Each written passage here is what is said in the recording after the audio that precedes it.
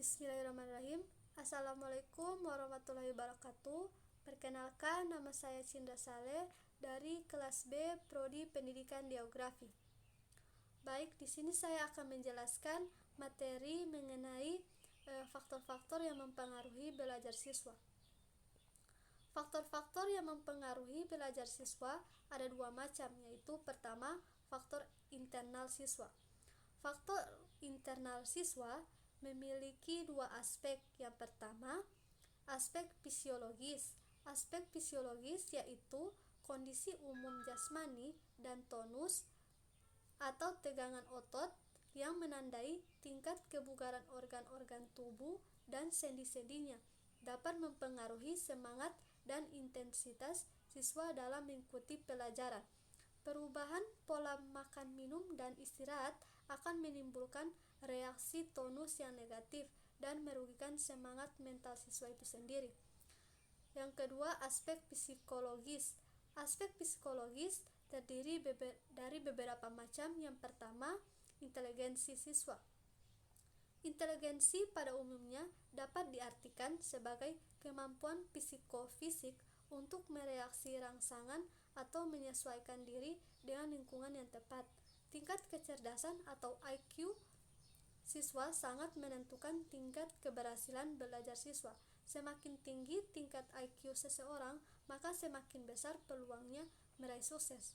Begitupun sebaliknya, sebagai seorang guru yang profesional harus mampu membaca kondisi inteligensi anak didiknya agar tidak terjadi kesenjangan dalam belajar.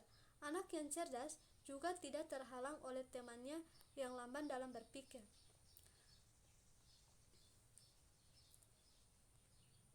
Yang kedua, sikap siswa. Sikap adalah gejala internal yang berdimensi efektif berupa kecenderungan untuk mereaksi atau merespon dengan cara yang relatif tetap terhadap objek, orang, barang, dan sebagainya, baik secara positif maupun negatif. Untuk mengantisipasi sikap negatif siswa, guru dituntut untuk terlebih dahulu menunjukkan sikap positif terhadap dirinya sendiri, terhadap mata pelajaran yang menjadi tugasnya. Dengan meyakini manfaat bidang studi tertentu, siswa akan merasa membutuhkannya, dan dari perasaan butuh itulah diharapkan muncul sikap positif terhadap bidang studi tersebut sekaligus terhadap guru yang mengajarnya. Yang ketiga, bakat siswa. Secara umum, bakat adalah kemampuan potensial yang dimiliki seseorang untuk mencapai keberhasilan pada masa yang akan datang. Dalam perkembangan selanjutnya, bakat kemudian diartikan sebagai kemampuan individu untuk melakukan tugas tertentu tanpa banyak bergantung pada upaya pendidikan dan latihan. Sehubungan dengan itu, bakat akan dapat mempengaruhi tinggi rendahnya prestasi belajar bidang-bidang studi tertentu. Olehnya itu, sangat tidak bijaksana orang tua yang memaksakan anaknya untuk memilih jurusan-jurusan keahlian kehendaknya tanpa mengetahui lebih dulu bakat yang dimiliki oleh anaknya. Ini akan berdampak buruk terhadap kinerja akademik atau prestasi belajarnya. Yang keempat, minat. Secara sederhana, minat atau interest berarti kecenderungan dan kegairahan yang tinggi atau keinginan yang besar terhadap sesuatu. Seorang siswa yang menaruh minat besar terhadap pelajaran sains akan memusatkan perhatiannya lebih banyak daripada siswa lainnya. Kemudian, karena pemusatan itu, akhirnya siswa lebih giat dan akhirnya mendapatkan prestasi yang baik. Guru dalam hal ini sengaja membangkitkan minat yang dimiliki oleh anak didiknya.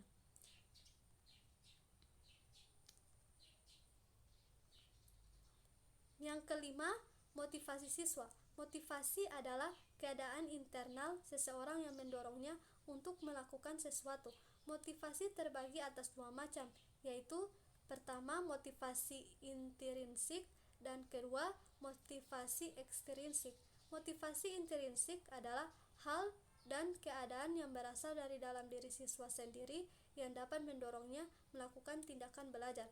Dan motivasi ekstrinsik adalah hal yang datang dari luar individu siswa yang juga mendorongnya untuk melakukan kegiatan belajar. Baik, selanjutnya faktor eksternal siswa. Faktor eksternal siswa terbagi atas dua, yaitu lingkungan sosial dan lingkungan non-sosial. Lingkungan sosial terdiri atas beberapa macam.